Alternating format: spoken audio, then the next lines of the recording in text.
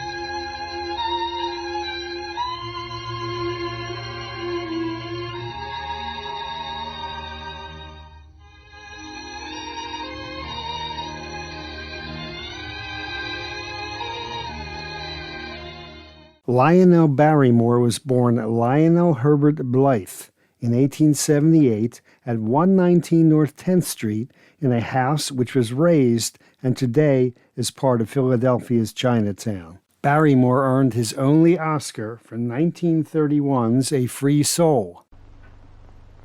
All this Dwight Winthrop knew. All this was caught in the whirlpool of his love. The poor boy went insane. And he's not guilty of cold, deliberate murder. Lionel Barrymore is best remembered as the evil banker and real estate tycoon Mr. Potter in 1946's perennial holiday classic, It's a Wonderful Life. You once called me a warped, frustrated old man. What are you but a warped, frustrated young man? A miserable little clerk crawling in here on your hands and knees and begging for help. No securities, no stocks, no bonds, nothing but a miserable little $500 equity in a life insurance policy. You're worth more dead than alive. Mary Carr was known for her strong roles as devoted mothers and grandmothers in early silents and talkies. Mary Carr's first stage appearance was with the Enterprise Dramatic Club at St. Vincent's Church in Germantown. Carr also performed at North Philadelphia's Girard Avenue Theater. Mary Carr was the mother of 5, all involved in film, most notably Tommy. Tommy Carr was born at 322 Horton Street in West Philadelphia. Tommy Carr directed 38 episodes of The Adventures of Superman. His brother Stephen achieved immortality with his famous look up in the sky gesture, opening every Superman episode. I wish you was a wishing well, so that I could tie a bucket to you and sink you.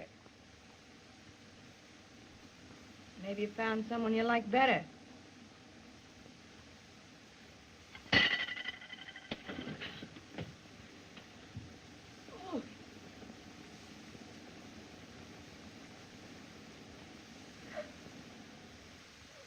May Clarke was born Violet Mary Klotz at 2632 West Seltzer Street in the Strawberry Mansions section of Philadelphia on August 16, 1910. May's cutie pie good looks inspired playwright Anita Luce to create the immortal dumb blonde in Gentlemen Prefer Blondes. Clarke arrived in Hollywood in 1929.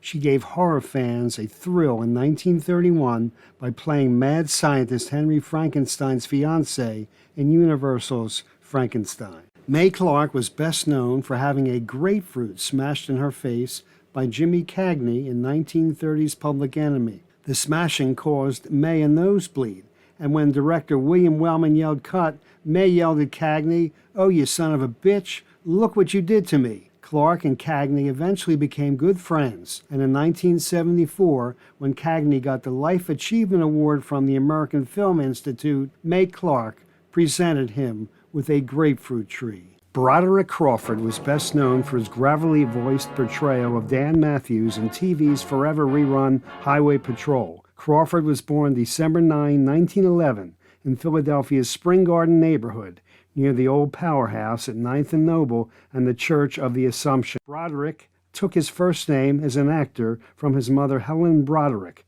Broadway comedienne and film actress. Broderick Crawford played secondary roles in many films. He achieved greatness by capturing Best Actor honors for 1949's All the King's Men. All right, listen to me, listen to me! I see she's back from Paris. Who is she? Doña Sol de Mula. What I could tell you about that woman would fill a whole book. Several books. If this is death in the afternoon, she is death in the evening. Samuel Laird Cregar was Philadelphia's largest gift to Hollywood. Cregar stood at 6'3" and weighed over 300 pounds. His brothers were also towering 6-footers. Cregar looked so menacing that for a time showbiz types were afraid to hire him. Cregar was born at 6705 Gresham Road in Philadelphia's Mount Airy section, but lived mainly in Mount Airy at 629 West Sedgwick. Cregar was a doorman at Germantown's Orpheum Theater, ushered at Olney's Bromley, and acted at Moylan's Hedgerow Theater. In the mid-1930s, Cregar headed west for California and studied at the Pasadena Playhouse. These were lean times for Cregar. He worked as a nightclub bouncer, and he was so poor he slept in cars at times. Cregar's big break came when he was chosen for the lead role in the legitimate stage Hollywood production of Oscar Wilde. John Barrymore called Cregar the most gifted actor to emerge in more than 10 years. Oscar Wilde propelled him to a screen test at 20th Century Fox, where Cregar emerged with John Carradine as the studio's two top character players of the early 1940s. Send him up to the chair, then I get back pay. Must be a great life. Like a garbage man, only with people. I got practically all the evidence I need now. I could arrest you today for that matter, but you might get some smart mouthpiece and get off with life instead of the chair. I won't be satisfied until I'm sure it's the chair. Cregar played a deranged killer in 1945's Hangover Square, his last film. Frustrated by his inability to capture leading man roles, Cregar resorted to plastic and abdominal surgery and lost 100 pounds on a crash diet. The stress was too great, and he died of a heart attack. Laird Cregar left us too young at age 31. Embrace. Is she standing in a hole?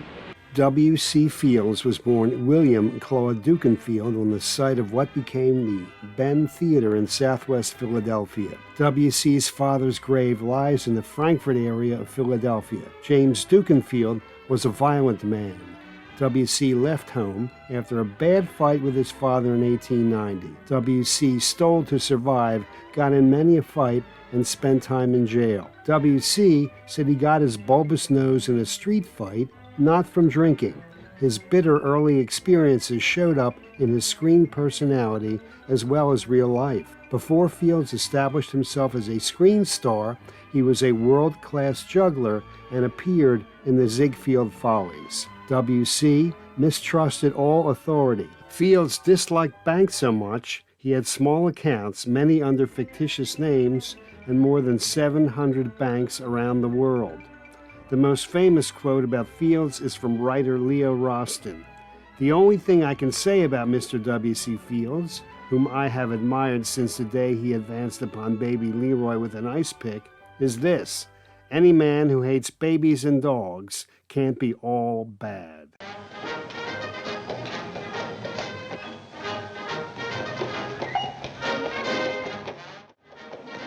Two Stooges were born in Philadelphia. Curly Joe DeRita's story is for another day. Larry Fine, born Louis Feinberg, was born near 4th and South in Philadelphia, where this mural stands to commemorate his fame. Why did Larry fiddle? That's quite a story. Larry's father was called upon to babysit his little son while Mrs. Feinberg was at the movies. The elder Feinberg was a jeweler and accidentally spilled some powerful oxalic acid on baby Larry's arm. Mr. Feinberg rushed Larry to the neighborhood's Dr. Siegel, who operated and grafted skin from Mr. Feinberg, saving Larry's flipper. To strengthen his arm, Larry Fein took up the violin and boxing, and the rest is Stooge's history.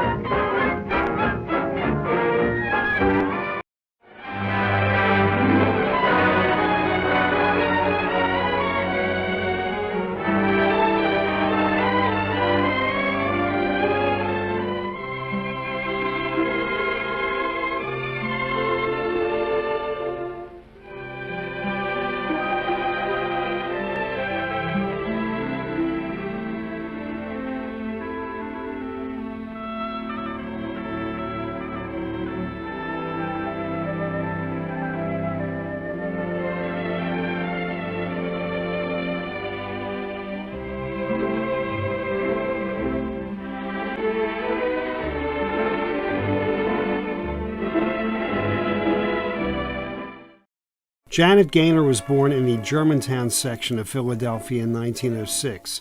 Her real name was Laura Gaynor. Her first Germantown home was 50 East Worcester Street, since demolished. Her father, Frank DeWitt Gaynor, is listed in the city directory as a paper hanger. He moonlighted as a painter of theatrical scenery and gave Janet the showbiz bug. If a load of trouble should arise, just laugh and say it's great to be alive. 1928 was the inaugural year for the Academy Awards. Janet Gaynor was first to win for Best Actress. The award was bestowed in honor of not one, but 3 of Janet's films. Said Miss Gaynor, "I was thrilled." But being the first year, the Academy Awards had no tradition. It didn't mean what it does now.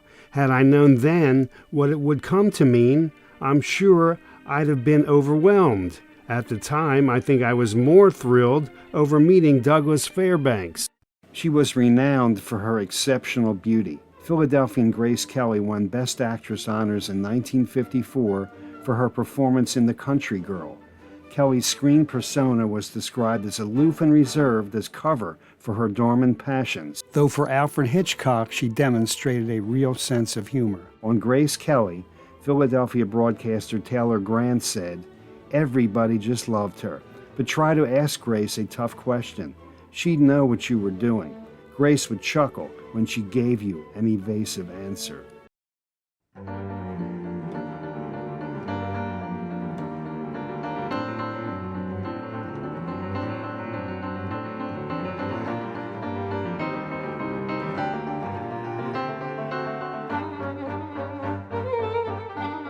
German-Jewish immigrant Siegmund Lubin was an American film pioneer. Lubin produced Silence at Lubinville at 19th and Indiana in North Philadelphia and Bettswood in Montgomery County. Lubin operated a string of silent movie theaters up and down the East Coast. His Cinegraph was the first building in our nation built specifically to be a movie house in Philadelphia's Fairmount Park in 1899. Lubin waged war with Thomas Edison over early movie equipment patents. After a brilliant start, Lubin died in obscurity in Ventnor, New Jersey. A fire at Lubinville blew most of his flammable film products to smithereens. Lubin lost foreign markets because of World War I and had trouble moving beyond one-reelers into the growing feature film business. Though Lubin has a star on Hollywood Boulevard, he certainly deserves a more fitting monument than this ordinary tombstone in a cemetery outside of Atlantic City, New Jersey. San Francisco, open your golden gate. You let no stranger wait. Who's a knocking outside of your door? Jeanette MacDonald was born at 5123 Arch Street in West Philadelphia. She was one of West Philly High's most illustrious students. Jeanette came to Broadway in 1920 as a chorus girl moving on to star in musicals and operettas. Silent star Richard Dix saw Jeanette perform and booked a screen test with Paramount's Ernst Lubitsch. At Paramount, Jeanette starred in 1929's Love Parade and appeared with Maurice Chevalier in some movies. Jeanette MacDonald achieved her greatest fame at MGM, becoming America's sweetheart. Appearing with Nelson Eddy in several musicals, Jeanette MacDonald made Indian Love Call an American movie classic.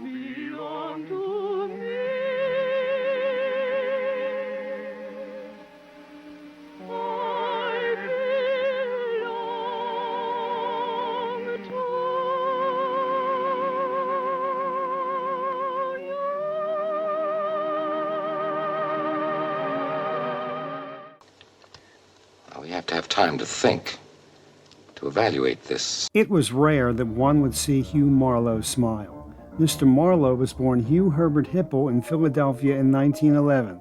Marlowe was one of filmdom's finest second leading men and is best known for his 1950s sci-fi classics. 1933, Hugh Marlowe polished his craft in radio. Hugh and Ronald Reagan were both staff announcers at WOC, Davenport, Iowa. Reagan was on the verge of being fired due to his monotone delivery, turned to Hugh for support, and Marlowe, being typically blunt, said, "I've always believed the kindest thing a man can do in this business is tell someone when they should get another line of work." Ronald Reagan ignored Marlowe's advice, worked hard, and eventually earned the moniker the Great Communicator. 1951's The Day the Earth Stood Still was the story of how a wise but misunderstood alien tries to save the Earth from destroying itself from a growing nuclear war threat. Hugh Marlowe was at his blunt and cynical worst as he failed to convince Patricia Neal to turn the well-meaning alien over to the authorities. He's a menace to the whole world. It's our duty to turn him in. But he isn't a menace. You realize, of course, what this would mean to us. I could write my own ticket. I'd be the biggest man in the country. Is that what you're thinking about? Why not? Somebody's got to get rid of him. You'll feel different when you see my picture in the papers. I feel different right now.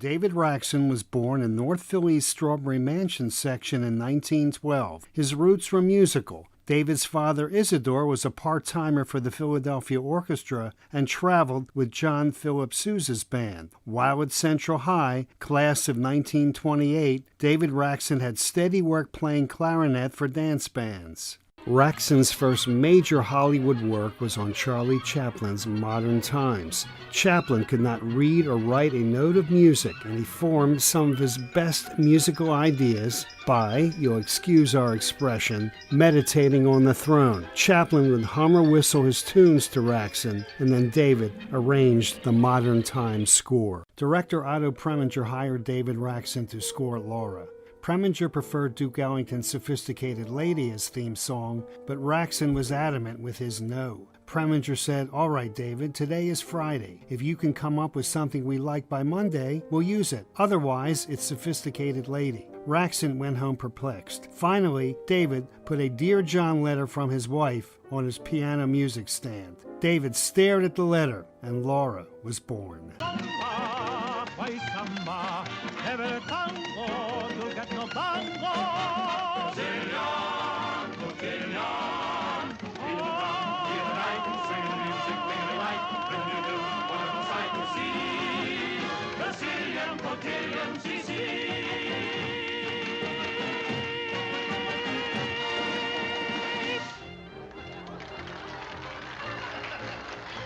Penny Singleton was born in Philadelphia as Mariana Dorothy McNulty in 1908. we believe near Broad and Passaic. Penny made her professional debut as a singer-acrobat in the Broadway musical Good News in 1927. A contract player for a time in Hollywood, Penny Singleton soared to fame in the Blondie movie series. A strong supporter for worker rights, Singleton foresaw the potential for television as early as 1938 and advocated for residual payments for movie actors. She organized a successful strike for the Radio City Rockettes in 1966. Penny Singleton was the voice of Jane Jetson in the 1960s animated TV show, The Jetsons. Hi, Clarke.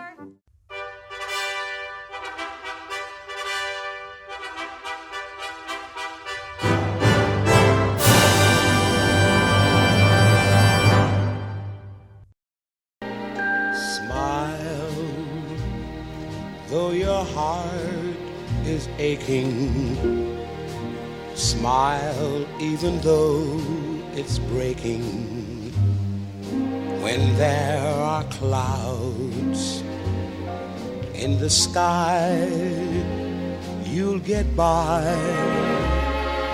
If you smile through your fear and sorrow, smile and maybe tomorrow you'll see the sun come shining through for you. Light up your face with gladness, hide every trace of sadness. Although a tear may be ever so near,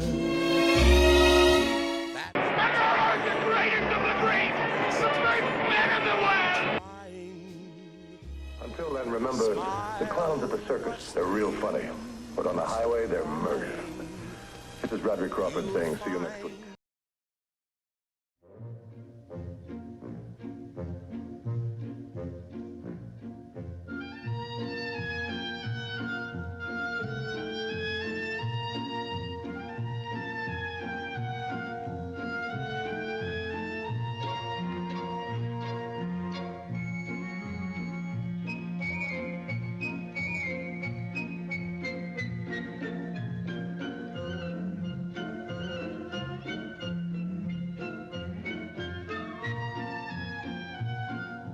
Have you any last wish?